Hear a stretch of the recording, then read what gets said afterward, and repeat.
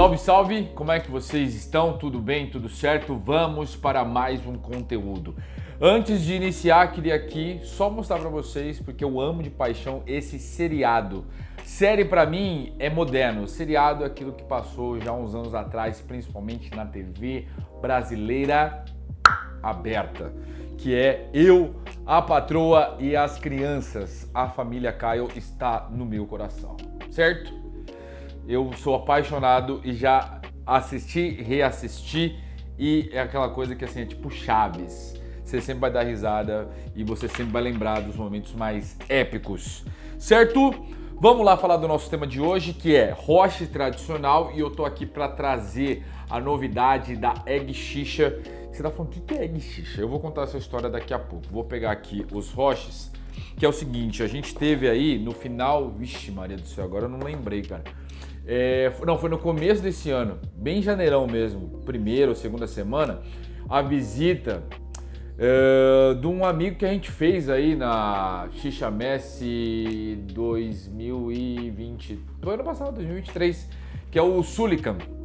E ele calma aí, vou ver se eu vou falar certo, ele é croata, né, mas ele mora na Alemanha há muito tempo e sabe falar várias línguas, inclusive o português, porque a sua esposa é brasileira e eles se conheceram na Austrália ou Nova Zelândia, algo do tipo assim. Então agradeço desde já o Sulikan e também a sua esposa que estiveram presentes aí numa conversa muito boa lá no começo do ano. E o Sulikan, ele é parceiro da Egg Xixa. A Egg Xixa é uma marca japonesa de roches. Se você não conferiu, tá passando aqui como insert um vídeo que a gente fez a respeito do Sakazuki, que foi o primeiro modelo criado pela Egg Xixa. E depois de muita, assim, sondando, né, pra estar aí pensando, por que do nome ser Egg Xixa, né? E o ovo em si, ele é muito popular no Japão, começando pelo alimento, né?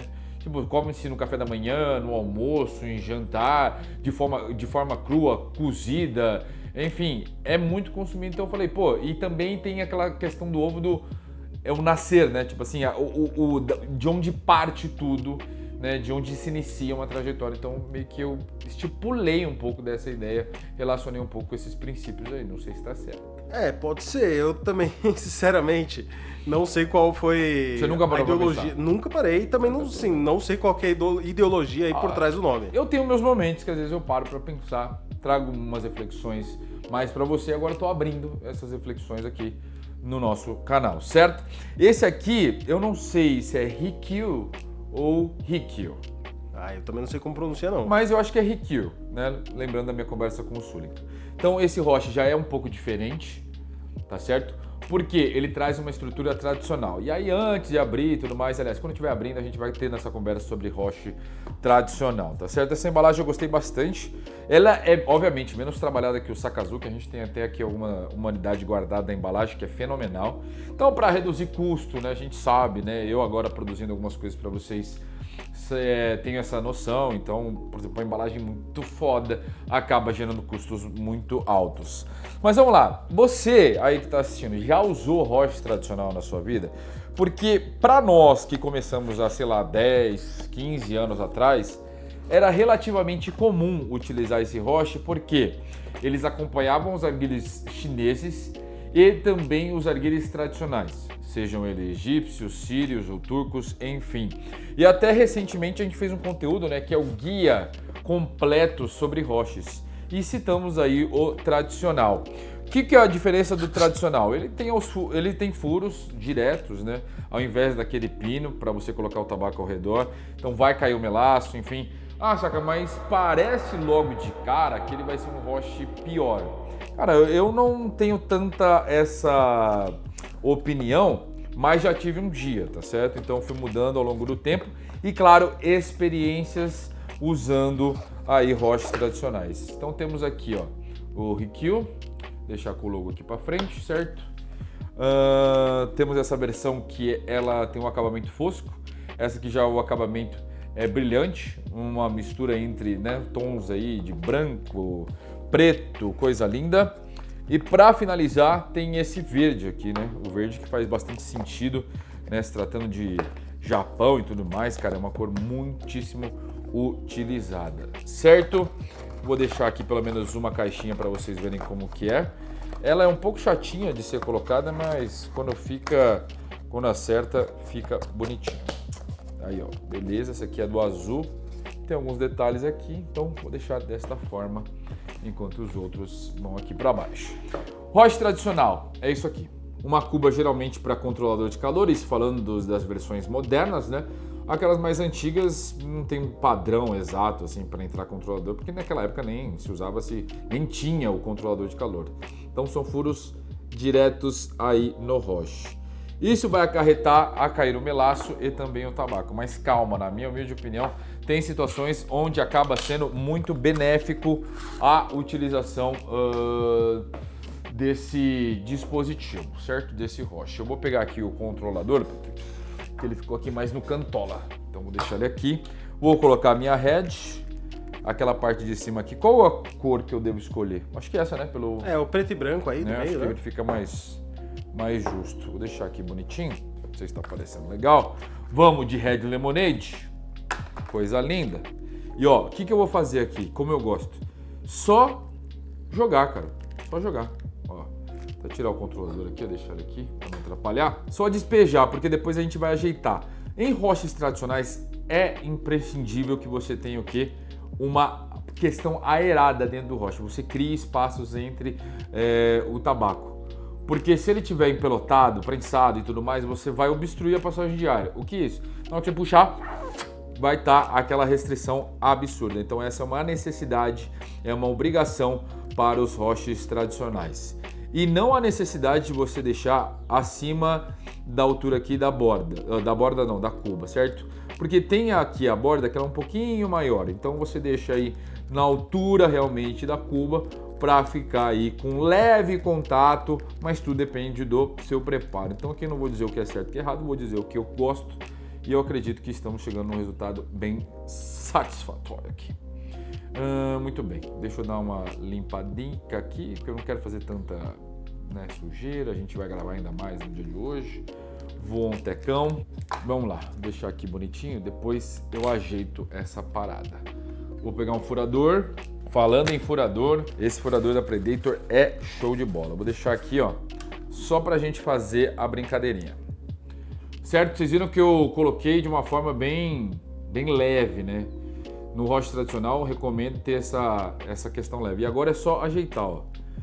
Eu costumava fazer assim nos outros vídeos, nas outras gravações. Eu vou continuar fazendo, mas se der ruim, eu vou manter aqui para vocês verem como que é a construção, não só do conteúdo, mas também da nossa montagem.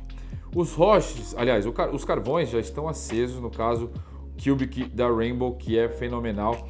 E como ele tem aqui quantos furos? Ele tem 4 furos, 5 com central. Você pode fazer o quê? Umas leves passagens, né? Umas leves passagens de ar para que esses furos fiquem nem um pouquinho obstruídos, eles fiquem bem livres, ó. E aqui no meio também. Não sei se dá para ver aí, mais ou menos, mas fica um pouquinho aerado. Depois disso, cara, é só limpar aqui os aparatos e show. Na minha opinião, preparar um roche tradicional para controlador de calor é muito mais fácil do que um funnel para controlador. Eu acho mais fácil porque, sei lá, você não precisa se preocupar tanto, você tem menos preocupação. É, só você deixar meio aerado e tá bonito. Você tem uma área larga para trabalhar, né? Porque quando você está usando um funnel, ele tem o pino central, que acaba deixando mais apertado.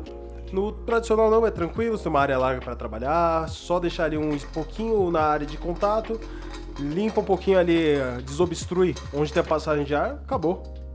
Muitíssimo bem explicado.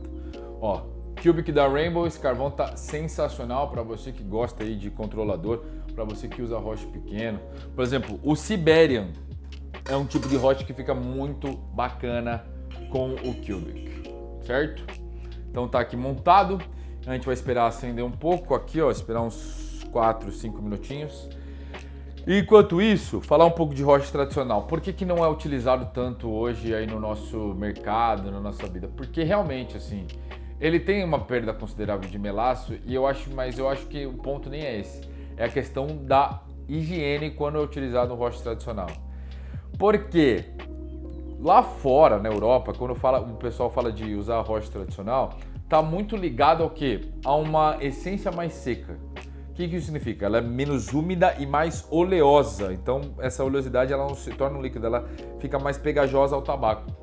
E aí você não tem tanto essa queda de melaço, porque com essa queda, automaticamente você vai ter uma perda na qualidade, não na qualidade, mas na duração, uma performance um pouco reduzida. Então, dessa forma aqui, é apropriado mais para os tabacos mais secos, assim, se a gente pode falar. Não 100% seco, tá?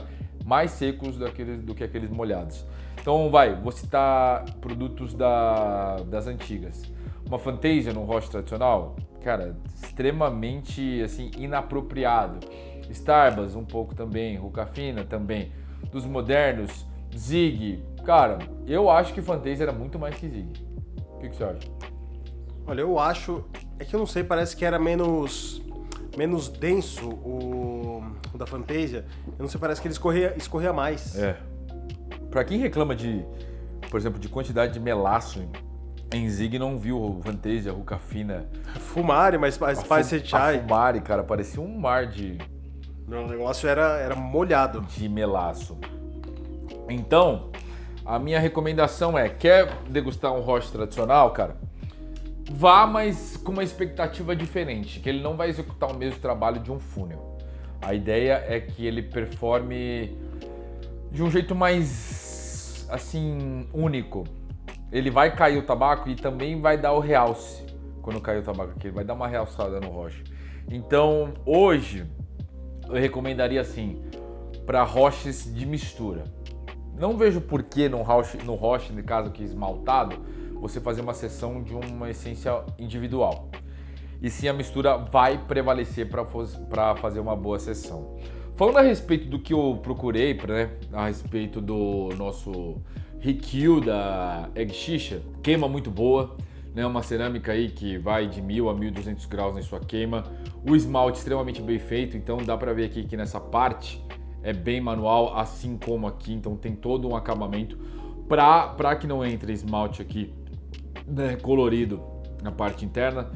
Aqui aparentemente tem sim um esmalte, cara, eu não sei se nessa parte de baixo, eu acho que não tem esmalte não, o que aparenta é só por fora mesmo, mas aqui na parte verde interna tem, né, nessa parte aqui que eu tô falando aqui, na parte de baixo mesmo, não tem assim como na borda.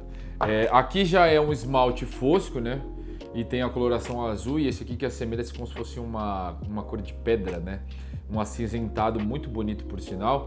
Obviamente que acaba gerando um pouco mais do acúmulo de sujeira, mas na minha opinião, quando você coloca o controlador, né, Patão? Aqui, ó, bem a região suja tá bem na sua frente. Não dá pra ver absolutamente nada. Não dá pra ver nada, ele esconde tudo. Então é meio que assim, é só na hora de preparar. O encaixe do rocha é muito bom, a altura dele é pequena, vou pegar até um monge aqui para vocês darem uma olhada, que a diferença de altura é considerável. Um é mais danico e o outro é maior. Então esse rocha aqui, ele suporta uma quantidade interessante de calor, só que ao mesmo tempo você precisa controlar muito bem esse calor para que eventualmente não tenha aquela queima indesejada. Porque o rocha tradicional tem esse grande problema. Ou acaba faltando calor, ou acaba assim, tendo o excesso. Quando falta, você já sabe, né? É só botar um pouco mais ali e vamos que vamos. Mas quando queima, cara, o gosto fica horroroso.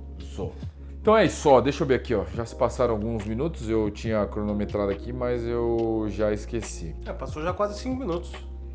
Você contou aí? Tô no tempo da câmera. Então tá bom. Deixa eu ver aqui como é que tá a fumaça. Eu ainda acho que tá bem suave. A culpa é minha de ter feito um roche mais suave. Poderia ter feito um roche mais... como eu geralmente faço.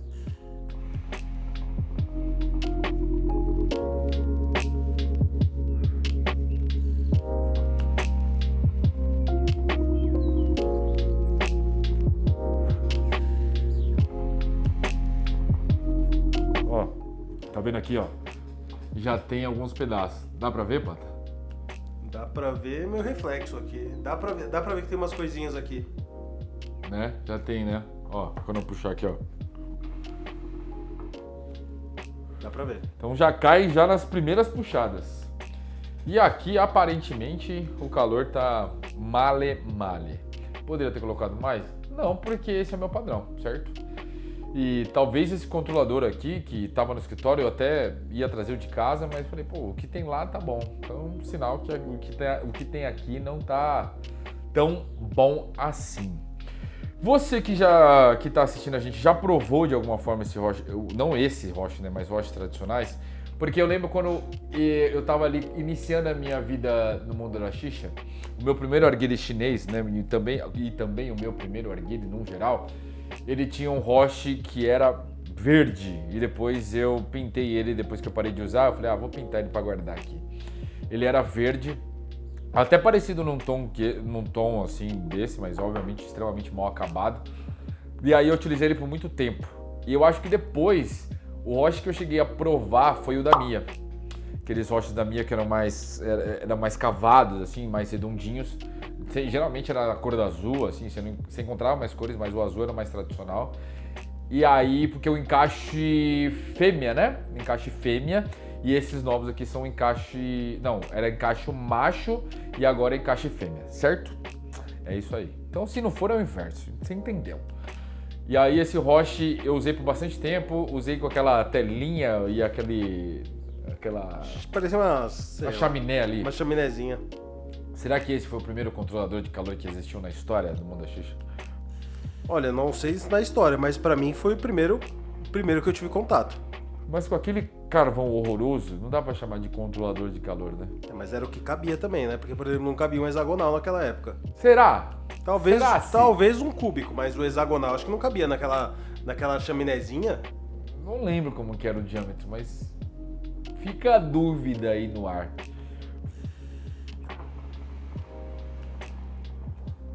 Já tá melhorando aos pouquinhos.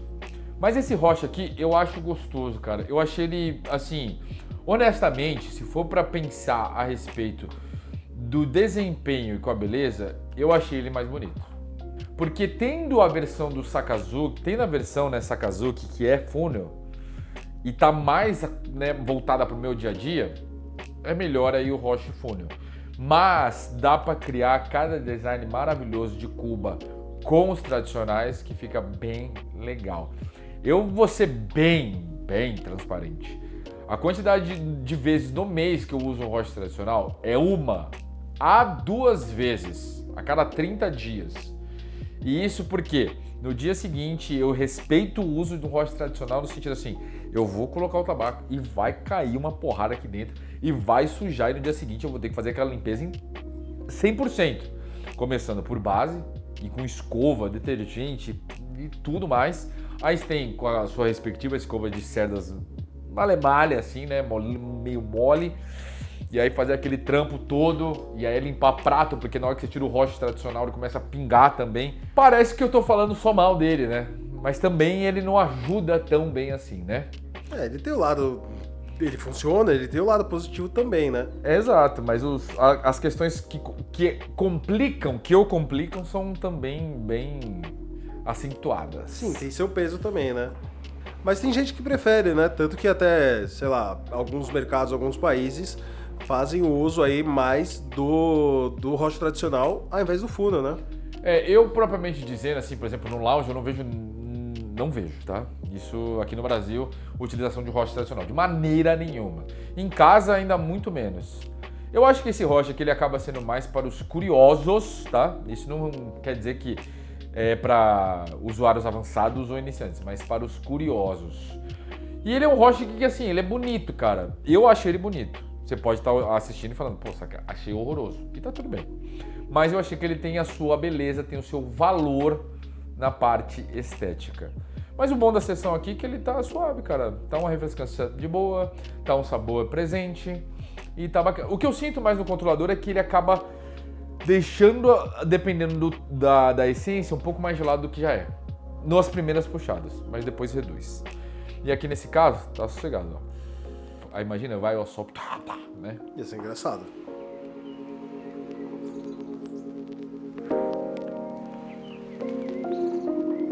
Comenta aí se você tem costume de usar roches tradicionais ou se você gostaria, porque eu acho que Já falei sobre isso, mas nesse formato novo não. Então é importante a gente trazer assuntos diferentes. Acabando aqui, a gente já vai para mais uma gravação para você acompanhar todas as nossas produções. Oi, chegamos na casa dos 7.000 seguidores lá no Instagram, então se você puder, corre lá. É o mesmo usuário, porém a conta em si ela é nova, então dá aquela força, pois tivemos aí um problema e você não consegue mais visualizar o perfil antigo. Então siga aí no novo, tamo junto. E tem o cupom em SACA lá no site da Sultan, que tem produtos maravilhosos, lançamentos, novidades, SKMT, entre outros. Beleza? Beijo grande, tamo junto e até mais.